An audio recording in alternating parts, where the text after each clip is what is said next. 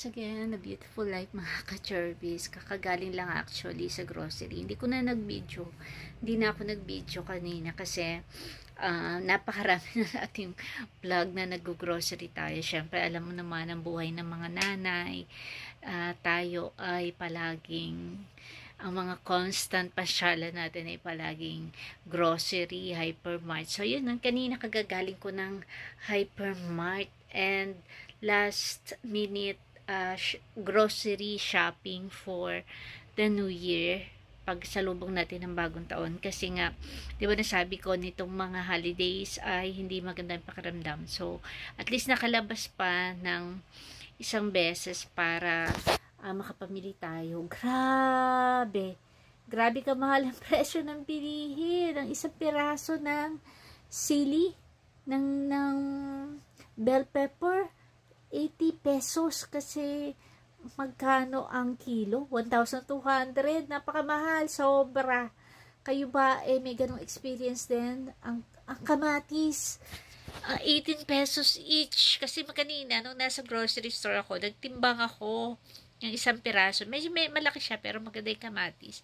Dahil 250 ang kilo, ay parang umabot siya ng 18 pesos or 20 pesos na yan. Kung bibilin mo, napaka-mahal ng bilhin. Pero wala naman tayong magawa kasi di naman porket hindi na kakain. Ang daming handa. Pero ako, hindi na.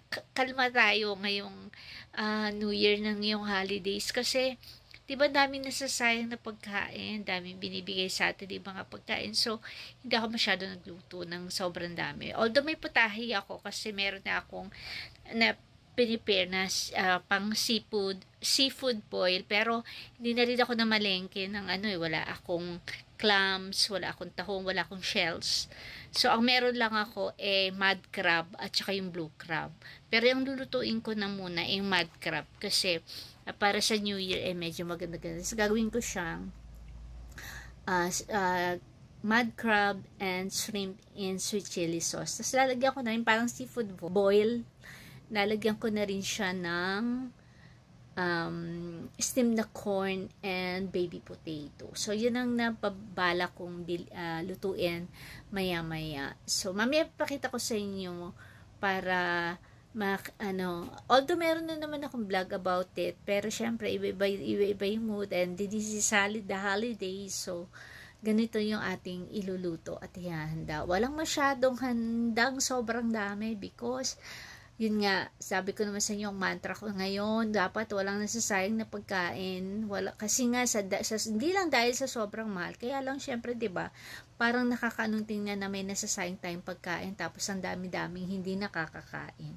Mahal ang presyo ng mga bilihin, lalong-lalo na yung food. So, dapat wala tayong masayang. So, mamaya, papakita ko sa inyo yung pagluluto ko ng ating seafood boil. Hindi pala seafood boil. Mud crab and shrimp in sweet chili sauce. I-prepare na natin yan ang ating seafood boil. Actually, yung seafood natin ay hipon at crab, mud crab ang meron tayo kasi hindi na ako namili ng mga shells. Ito ang meron tayo. So, crab and shrimp boil ang meron tayo ngayon. Pero masarap pa rin yan. Enjoy pa rin natin ang New Year. So, bukod pa sa ating mga seafood, syempre mayroon tayong ilalagay na garlic. So, minins ko na yan. Meron tayong lemon, merong bell pepper. Kahit napakamahal siya, buti may tira pa ako kasi galing ng Baguio yung anak ko, so may dala siya pa uwi. Syempre, merong luya, pampatanggal ng lansa, syempre, ginger natin. And may leeks, meron tayong onion para mas masarap, mas mabango yung ating niluluto. Ngayon, di ba syempre pag kumakain ng seafood bowl, mahirap na tawag dyan, himayin kapag kayo mga sipit, papupukoy mo pa. So, ang gagawin natin, tatanggalin na natin, palalabasin na natin yung laman ng mga sipit para mabilis yung kain. Tsaka magandang tingnan. Tutunaw natin yung butter, ilalagay na natin yung garlic. So, yan na yung garlic natin. And also the rest of the ingredients. Onion natin, and leeks. Sabayin natin. Siyempre, yung isasama ko muna yung ang kain mix. Huwag muna yung medyo parang green and leafy part. So, sabay na natin yan sa ating onion. Ating sauce, sweet chili sauce. Lagyan din natin oyster sauce. Lagyan din natin yung add up natin iba pang spices. Lagyan ko ng konting cayenne powder. Cayenne pepper, and other things. Lagyan ko ng konting shrimp. Tapos nilagyan na rin natin yung ating chilies. Para may konting kick, kaya naghalo tayo ng green chili na medyo mahangin. Nilalagay sa pansigang.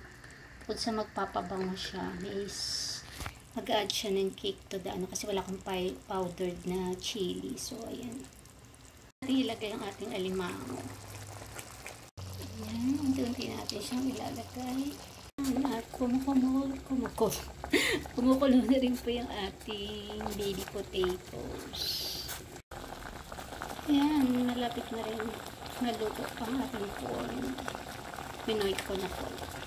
Ayan, so susunod natin ilalagay of course ang ating baby potatoes, then ating boiled na corn, sweet corn, yung yellow corn. Tapos basically luto na yan, halo-haluin na lang natin kasi templado na siya. Luto na ang ating crab and shrimp boil. Ayan. Dig in, kain na po. Happy New Year, Happy 2025. Fabulous, amazing, wonderful 2025. Nililuto akong bangus. Kasi nga maulan-ulan. So, hindi na natin na ihaw. So, boneless bangus siya. Ganyan na yan kasi nga chinek ko kanina kung luto na siya. So, niluto natin siya sa kawali lang. Parang pinuputok style. Dito nga lang, kaya lang kasi hindi tayo makapagbagad ng uling. So, ayan. Wala pang alas 12, pero gutom na tayo. So, mag-dinner muna tayo. Kinakain ko na yung bangus na niluto ko kanina. Na-picture na naman siya. Na-videohan ng konti, kaya lang hindi tayo makatiis. Konti lang naman niluto natin. So, we're gonna try yung ating nilutong bangus. Boneless bangus. With sibuyas and kamatis and ginger para ayan, masarap ang ating medianoche. Hindi nga pa medianoche. Let's celebrate our last dinner for 2024 kasi mamaya sasalubungin natin ang bagong taon. Pag-video nung kasi nga sumpong ng allergy. Pero instead of that, papakita ko sa inyo, upload ko rin yung video ko na nakunan na nag-grocery kami last year, 2024 na fireworks. So, ang ganda kasi hindi ko rin maburat, sayang naman kung hindi ko ma-upload. Kasi I don't think na-upload ko yun sa channel natin. So, ilalagay ko lang. Upload natin. Panoorin po nyo. Ating magamit ang video.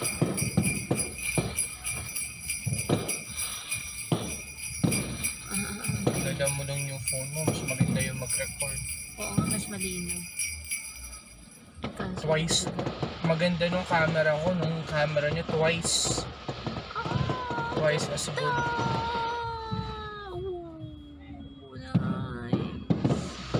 Ganda ng kulay. Ganda. Nana. Diba?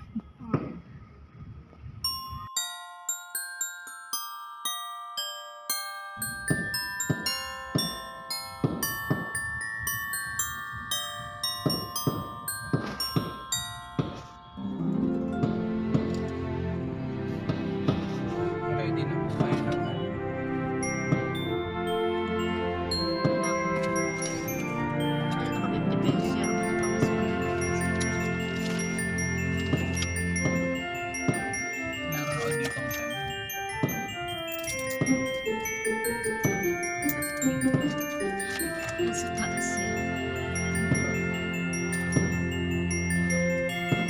Pero grabe yan.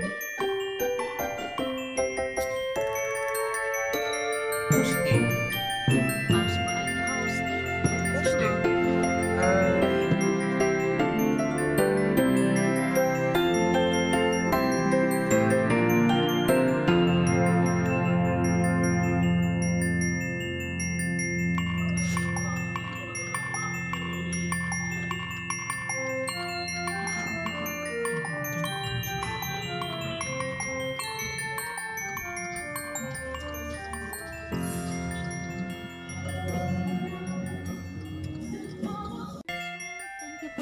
panonood at 2025 na, but still ako namamasko pa rin, humihingi ng inyong tulong para sa ating channel. So please like, comment, share, and subscribe, at pwede rin po kayo mag-comment kung ano mga gusto niyo pa po mga content na ating i-upload.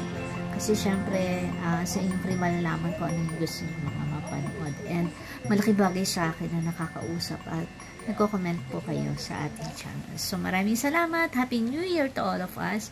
Sana ay maging manigo ang ating bagong taon, yung ating 2025. So lahat tayo i-enjoy natin, live life. Kahit na po maraming mga challenges, ay let's always be grateful. Hindi naman tayo pababayaan ng nasa taas kasi mahal niya tayo, palagi natin siyang makakapitan. So happy 2025 to all of us!